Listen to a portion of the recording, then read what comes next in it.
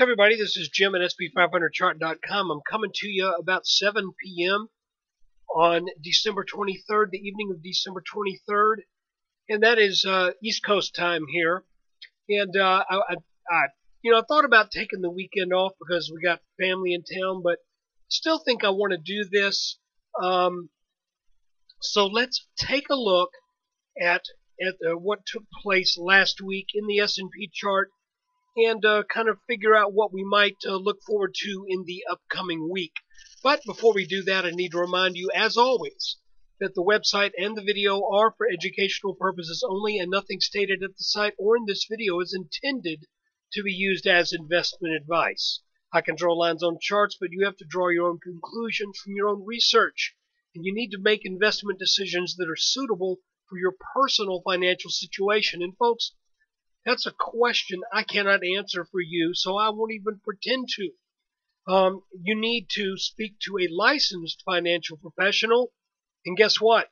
Sorry, I am not a licensed financial professional, but I am a guy who draws lines on charts. So let's take a look.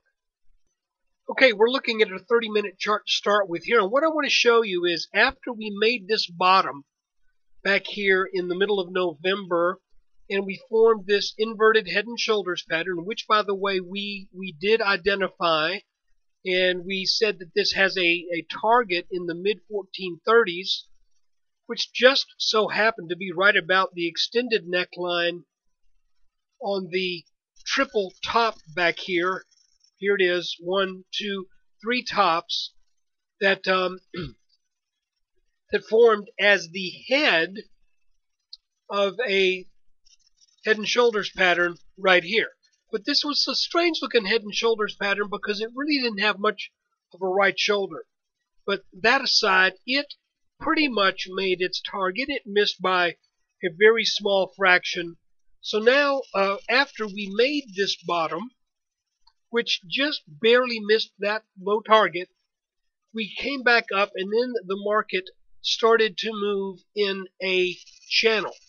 And these two turquoise lines define that channel. Now let's fast forward to this past week.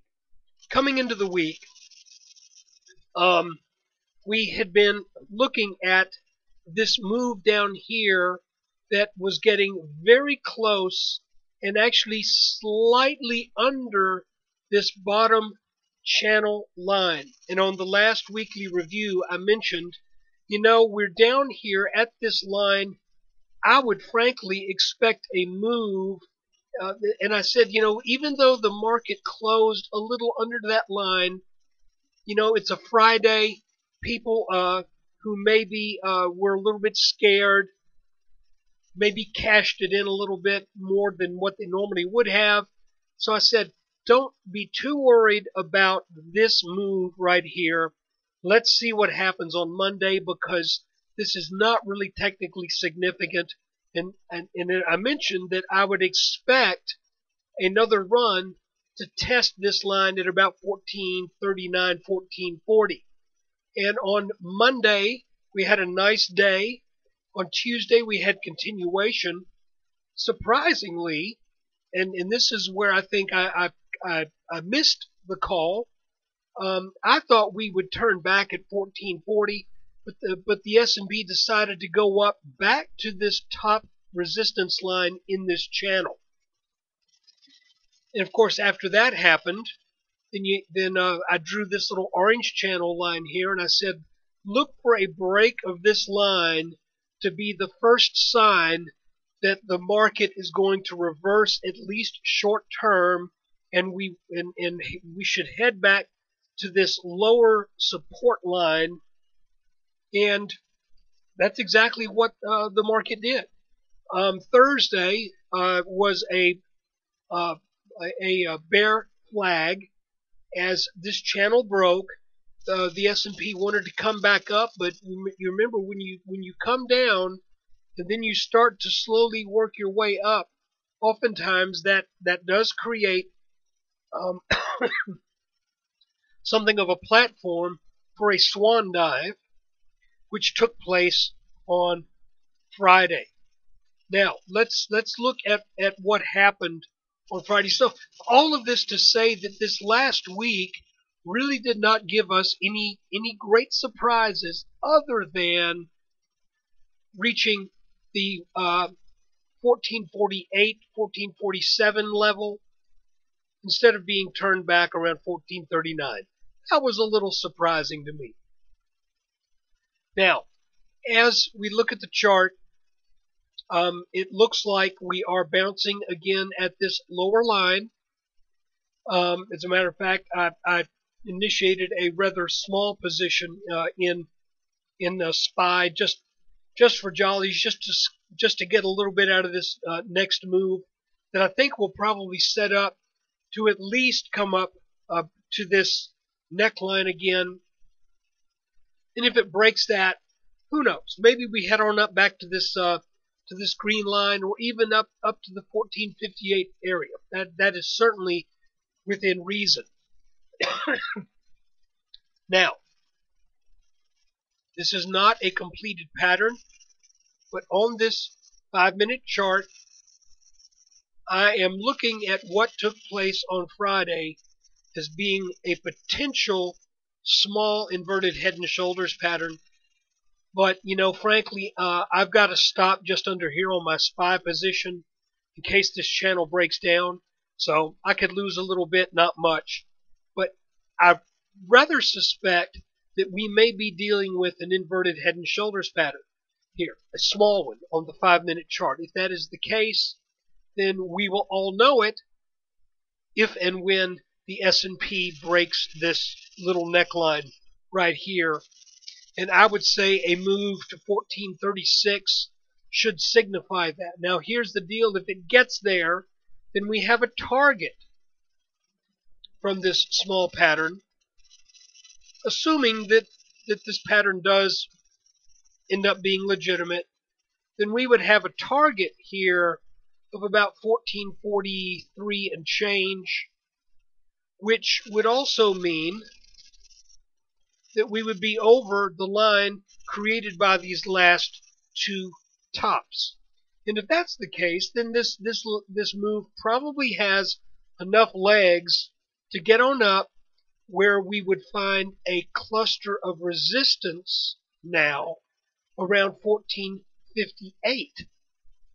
So this is all pretty interesting to watch. And guys, I think that is really, if you've been following the videos all along, then this, I think you could put this all in context and see what's going on here. So there you have it. That is our weekly review and taking a look at what happened on Friday for December 23rd, 2012. But as you can see from our 2-minute chart here, we got a little bit of trading that's going to take place tomorrow. So a shortened session. So let's see what happens. Excuse me. Let's see what happens with that. And if I don't do a video tomorrow, I'll get one done on sometime on Christmas Day. But I want to, if I don't get a video done tomorrow, because we got family and things going on, I want to wish you all a Merry Christmas, and I really appreciate your support. And I hope you'll stick with me throughout 2013, seeing as how we still have a world, that it didn't end on the 21st. So let's keep doing this into 2013. I think it's going to be an interesting year, and I think we need to really kind of start to be open-minded once we get up close to, and I think we will get up close to and quite possibly or even likely over that 1500 mark. If we do that, then we need to start watching this really, really carefully. So I hope you'll stick with me throughout the year and do that. And if you're not a subscriber, I hope you'll think about it for 2013. So go over to sb500chart.com. It's pretty cheap. It's $19.95 a month. I've decided I'm going to let the yearly deal continue through the end of January. I know I've said I'm going to cut that off, and let me tell you why I'm going to cut it off. I'm 55 years old. And when you subscribe on a yearly basis, if something were to happen to me, and I'm not thinking anything is, but if something were to happen to me, I don't want anybody to be out any money.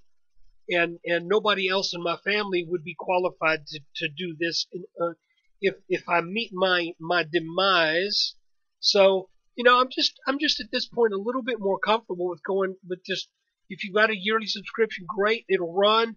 But as far as new ones, I think I'm going to cut that off at the end of January and just make it a month by month thing. If you've got the yearly subscription, you don't have to do anything. But that's just kind of what I'm thinking.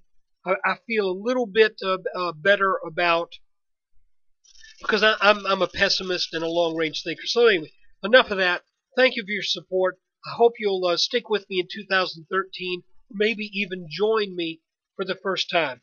Take good care of yourselves and your family, and Merry Christmas to everyone.